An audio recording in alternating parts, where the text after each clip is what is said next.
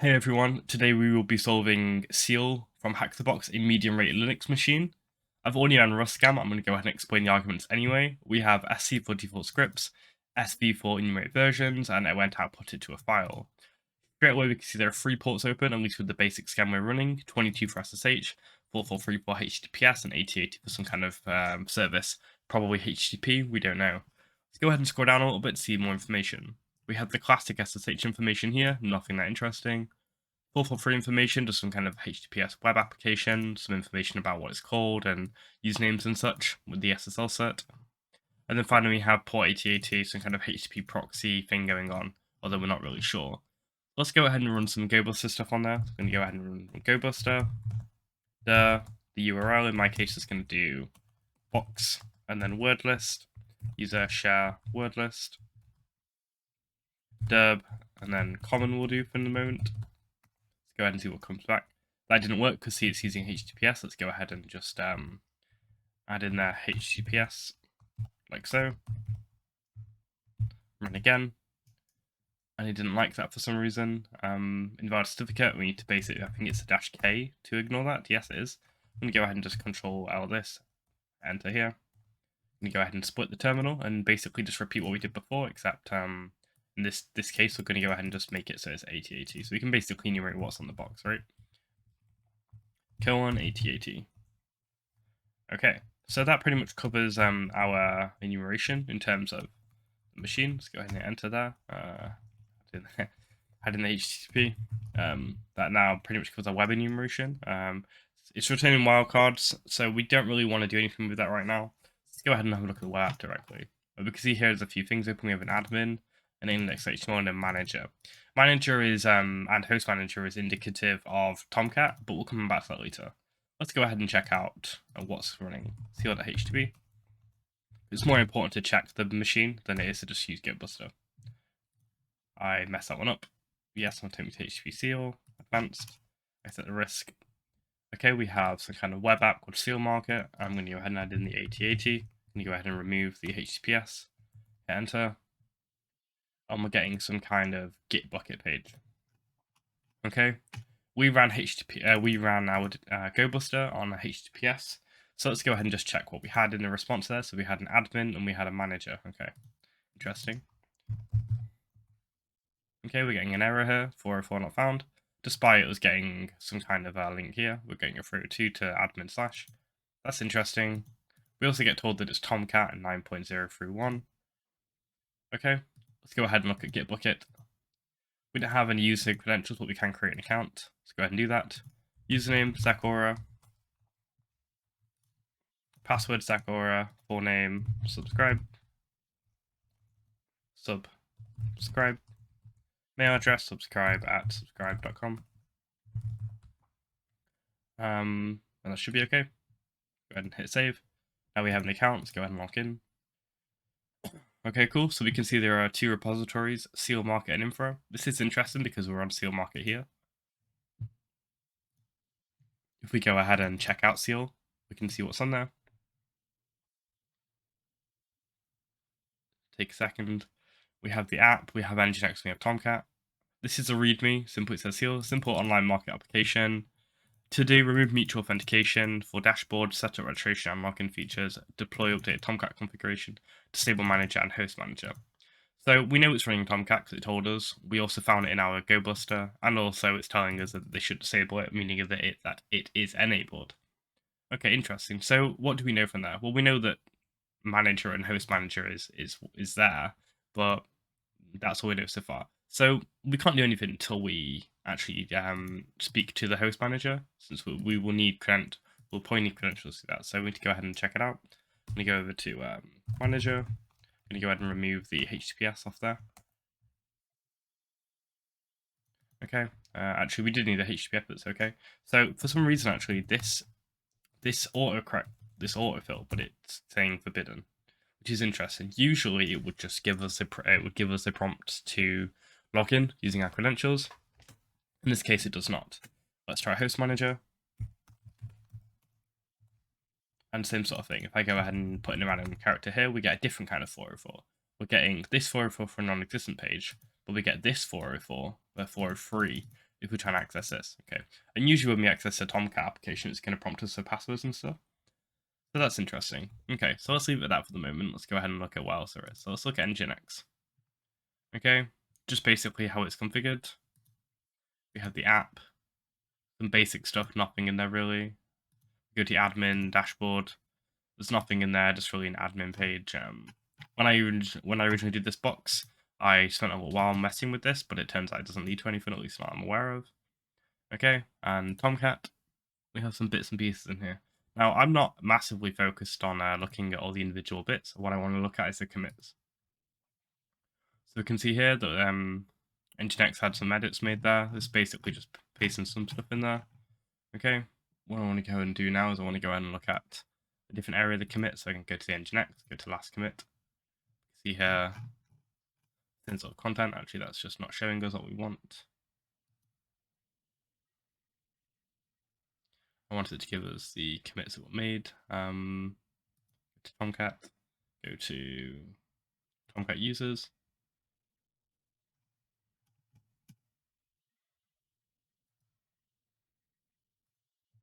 If we look over here, we can see latest commit, but what we really want to look at is the 13 commits. I don't want it to be all of this, so I just want to look at Tomcat and then look at the 5 commits relevant to Tomcat directly. We'll go to the 5 commits, and what we'll do is we'll go over to the adding Tomcat configuration, and we can see a number of things have been added. Okay, after scrolling through this, if we go ahead and do a Control F for users, we'll see that there's a Tomcat users file. Okay, if we scroll down a little bit, we'll see that actually there are some credentials in here. Username, Tomcat, password, this, okay? And we have access to these different areas, okay? Let's go ahead and open up Mousepad so you can store the credentials.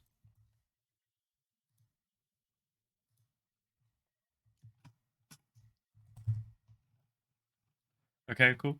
So we have the password there, and we have the password here and the username there, okay? So let's go ahead and try and actually use that. Okay, it isn't working. So where do we go from here? Now I spent a little while basically looking, how do I get around this?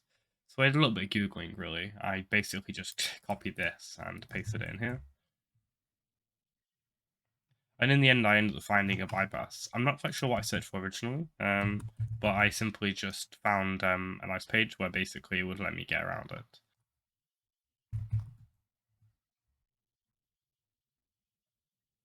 Unfortunately, Google isn't giving me what I'm after, but this should work. So here on HackTheBox, my favorite website, if we go to .semicolon, we'll see that it's actually a potential bypass here. I didn't actually set this to work, but it did. If I now go to simply just go to paste this here, it now prompts us for the username and password.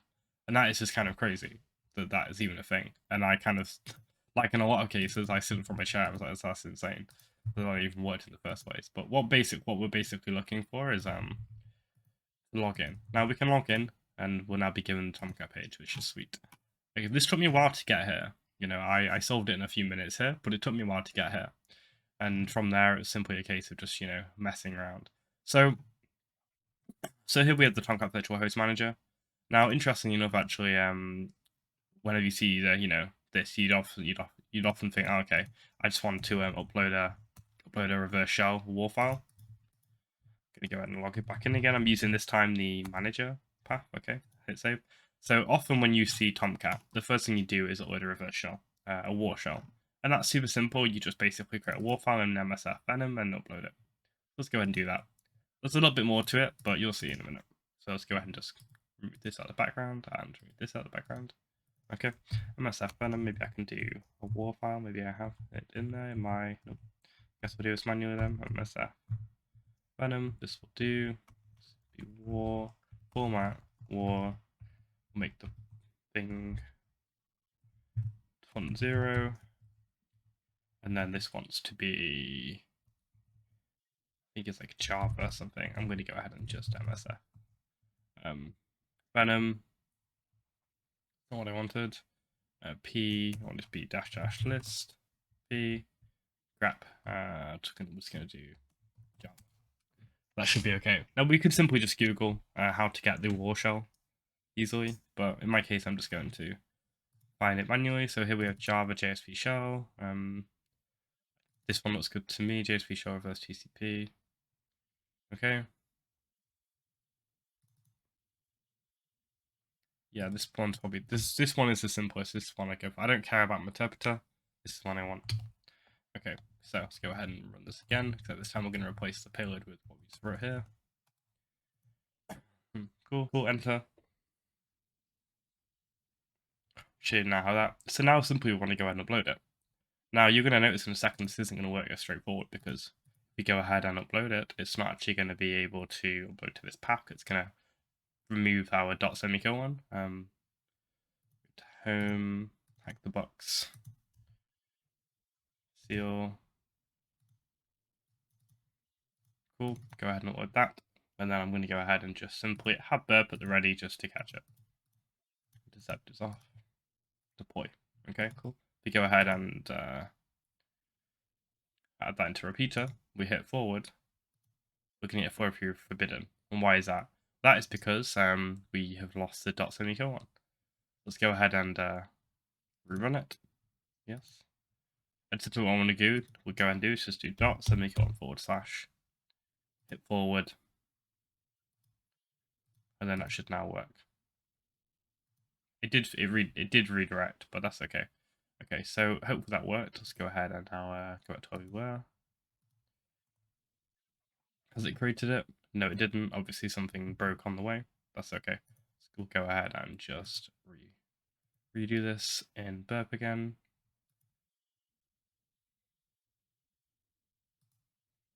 So we get for if you forbidden dot semicolon /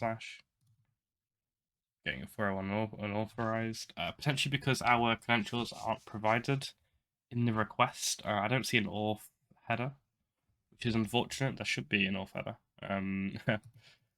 That's okay. I will go ahead and add it. So let's go ahead and just simply go to intercept is off and just hit refresh. There should be an authorization basic header. There we go. Cool. Take this. Go to repeater.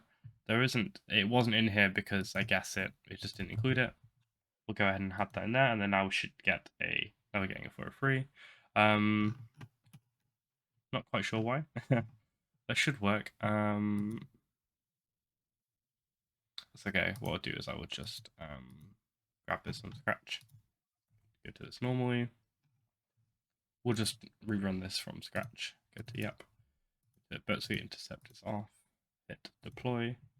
Okay, now we want to go ahead and yeah, the auth token is actually there indeed. Okay. I guess I'll do this manually then. Forward. Yeah, that only did one connection this time, so maybe that was the issue. Okay, now it has worked. I have no idea why they didn't work. It just glitched, I guess. But now it has not loaded the shell. And now if we want to go and execute the shell, we're going to have to do the same thing, where we simply have to just add in the dot semicolon before. And then go. See if I now go ahead and hit repeater. Actually, maybe that did work, in fact. Never mind. Shells, 1237. Go ahead and listen. Okay, we have a connection from ourselves and the looks of things. That's not what I wanted. Okay, let's go ahead and now invoke the shell again. We should now have a call. Yep, cool. We have a call made from our remote host ID, and then here we have tomcat. So here we basically got reverse shell into the tomcat system. Okay, so again, as I always do, I want to go ahead and basically get a better shell. I want to go ahead and grab this here. This will give me a nicer shell. Enter. Cool. Now we have a nicer shell. Okay. So let's have a look at what's in the current directory. As always, you want to go ahead and look at basically are there any creds in here. So for example, we can like grep password, the current directory recursively. That was a bad idea since there's a lot of content, but you know, if we can obviously go ahead and refine it, we can obviously go ahead and get more data. We can see here there's also that password we use. So let's go ahead and try and use that password to go ahead and become another user. Let's go ahead and cat, let's see, password and grep for /home. There's a Louis user, Sue, Louis, hit paste, and that has killed the shell. Oh, a little bit. It has an authentication failure. What I mean basically is the password didn't work. Okay, so we obviously need to do something a bit more interesting. But since we have a user called Louis, let's go ahead and see what their thing is like. cd Louis ls. we have a gitbucket.war and a user.txt. Okay. So there's only really 2 files in here. So what we want to go ahead and do is basically see what else is running. Go ahead and run psaux. Okay, so we have a few bits and pieces running, mainly by root. Anything by Louis running? Let's go ahead and grep. Okay, let's do this again. So we have some kind of gitbucket being ran by jar and some kind of ansible-playbook. Sudo u Louis ansible-playbook. Okay, go ahead and look at this. There's also a run.yml. Okay, interesting. Go ahead and check this out. So this playbook will be a binary, whereas this run.yml will be something else. Let's go ahead and cat it if we can. Indeed we can. So let's analyze what we're looking at, okay? So we know that Louis is running, basically he's running as the sh shell. Every 30 seconds, run this as Louis, basically. So Louis is going to be running this, okay? And what this means is the Ansible is going to run this playbook. So let's read the playbook and see what's going on. So here we have a host localhost, basically running locally. Here's the name of the Ansible. Job synchronize, basically we're having a source directory. So basically what it does is it's making a backup. It's taking the contents of here, of the dashboard, and it's passing it into here. And also copy length is set to be true. So when I originally did this, I was trying to figure out some way of getting around this, but it turns out actually the vulnerability is in this copy links. And what that means basically, if we go ahead and say Google it, copy links, Ansible, go ahead and kill my proxy. What it means is basically we can use symlinks.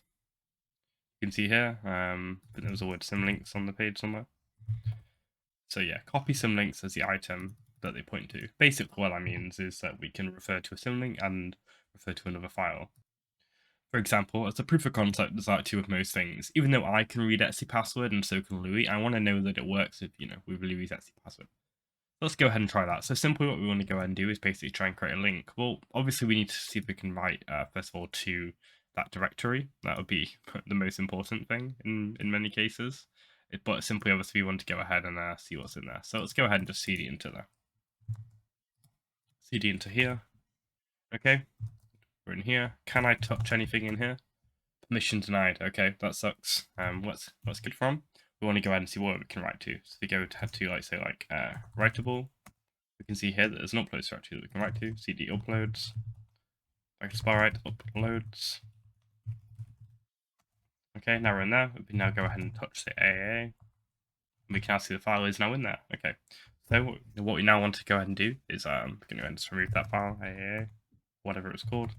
Remove AAA. We want to go ahead and use what's called a symlink to basically refer to another file.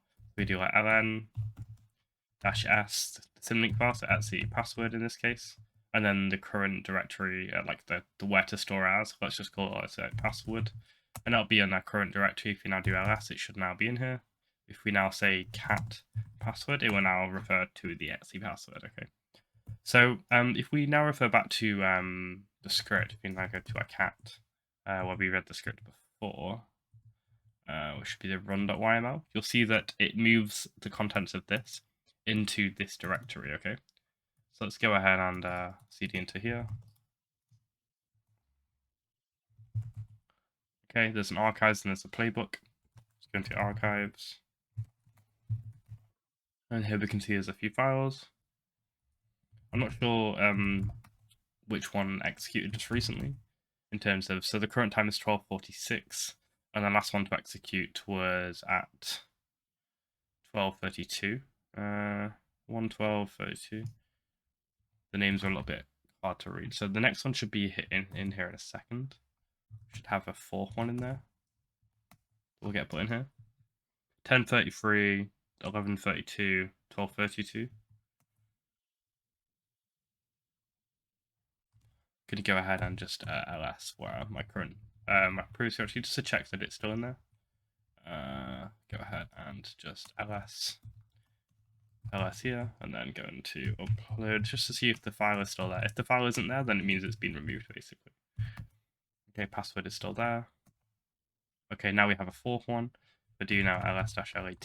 That will basically give us in order of the most recent one. I think that's that I'm after. I think T is what I'm after. Anyways, we can basically figure out 2021, 11, 11, 13, 13. So this is one that we want, basically. This is the most recent one. Let's go ahead and CP this into /tmp. We'll just call it into tmp. And then we'll move into /tmp. And then we'll then gunzip. Let's go ahead and just do an ls because my autocorrect isn't working amazingly right now. Let's go ahead and gunzip this. Now we should now be able to look into this file. Is this a file or is this a directory?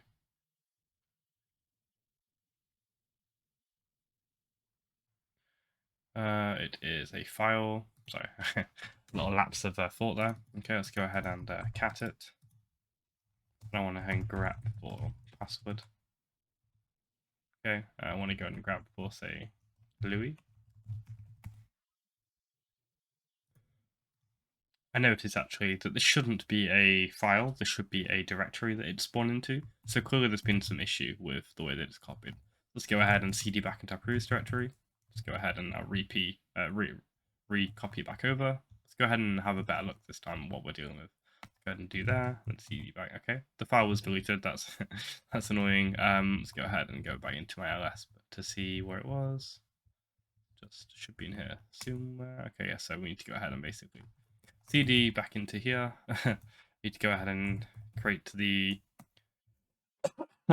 password file. Let's go ahead and date. I guess we have to wait a minute annoyingly for that to come through. But while we're there, let's go ahead and look at the other files that were in there. Not that one. I want to go into cd into the archive file, wherever it is. Cd up to backups. We should have, go into archives. We should have some files in here. If we go ahead and say do file on, well, I guess we do everything in here. It actually says it's a gzip compressed data. And what that means basically is it's gunzipped, but it has the wrong extension. What we need to go ahead and do is basically use tar on it and then the other way around. So let's go ahead and try that. So we should have a new file in there in a second. Let's go ahead and date. A new one should now be created in a sec. There we go. Now we have the second one. It does that on every 30th second. So that is 13, 15, 33. This is 13, 16, 33. So let's go ahead and TP this into /tmp. Okay, cool. Let's go into /tmp. Let's go ahead and just remove this one since it's obviously a little bit broken. Remove. Cool. Let's go ahead and now move this to be a different one. The reason I knew it was tar, by the way, was because I messed around with it a bunch until I got it right. Because see, tar is quite commonly used with gzip, so simply just had to change the extension so the tar program would accept it, and then add in the gzip. Okay, cool. Now we can now do tar /xvf, and then we can now whatever it's called. In my case, we'll just do that. That might not be a good idea actually.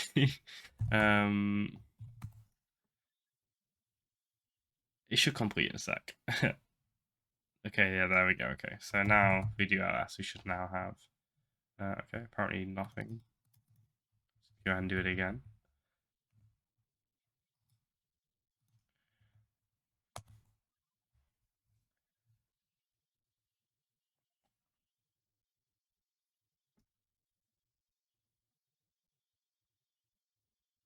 Cannot connect to. Okay, it's because of the name. So let's move the backup name to be something else. Let's move it to be just. Let's move it to be bk.gz.tar. Okay, let's go ahead and now try it. tar/xvf bk. There we go, cool. And that has now worked. Let's go to ls. We can now go into the dashboard. We can now go into uploads. And now if we go to, now if we cat password, we can now see that obviously the Etsy password is now in there. So let's do the same thing as we did before, except let's go ahead and basically do it with another file. So before we do that, actually, let's just go ahead and ls the home directory. So home Louis, right? So Louis can access whatever. Louis can access all the files that he can see. But if we add the LA in there, there's an SSH file, an SSH folder, and maybe we can read it, maybe we can't. We can look at the permissions, and it says we can't read it. That's okay, because Louis can. Okay, so let's go ahead and basically adjust it. So let's go ahead and create that passive file again, except this time we want to go ahead and use a different file instead. So we'll do ln-l, ln-s, home, Louis, ssh, id rsa, assuming that's what it's called, just to guess. And then we'll just call it id rsa. Go to ls here, go to date, see if, okay, we'll have to wait another minute, but it should come through in a second. Awkward with the timing, so I'm not gonna lie. I'll go ahead and pause while we wait. It'll be a few more seconds, so let's go ahead and cd into the archives folder. Not quite the one I want, actually. It wants to be backups, I believe it's called. Yeah, cd up to backups and then into archives. And then we should now have a folder in there in a second. A new file created in there in a second. Yeah, now we have this one. We go ahead and simply just move or copy it. Grab, copy it. This time I'm going to give it the name in one go. Copy to, we'll call it, I don't know, pwn.gz.tar. I think it's actually supposed to be .tar.gz, I believe. I'm not sure, actually. I can't remember how I had it before. I think this is right. Yeah. Just had to check my notes, which, to be fair, I didn't do very well, so that's probably why I'm a little bit stuck. Okay, so /tmp. And again, I've done this video kind of on the fly, in the sense of not really knowing what to expect, kind of just doing it as I go along to give you a more real feel. Okay, cool. Let's show you. Okay, let's go ahead and now tar/x the it. Often I will do a box before I go ahead and do the video. In this case, I didn't really think I needed to, since it's a quite straightforward box, but obviously it does incur some more human error bits, but I guess that just aids in the teaching. Anyways, so let's go ahead and view that. So go ls. We can see here we have the dashboard again, cd to dashboard, and then uploads. Now we have apparently empty, which is fantastic. There's nothing in there. Let's go ahead and repeat it. I'm going to even pause, and you'll see when I do it right this time. I'm not changing anything. I guess I'm just going to rerun it, and hopefully it will work. Here I have the same, but it's pwn this time. I'm going to go ahead and rm the dashboard again, just so it doesn't overwrite it and it doesn't glitch it out. I'm going to go ahead and now tar xvf pwn 2. Cool. CD into, hopefully this works this time. CD into dashboard, into uploads. And there we have the ID RSA, cat the ID RSA. And boom, we have the SSH key. So what we did there basically is, because of the way the Ansible worked, it was using the copy links thing I showed you up here. Using the copy links, meaning basically we can use symlinks and we can refer to a file we can't personally read, but Louis can read, and then we can then use that to then get data that only he can read. Let's go ahead and just remove this out of the way.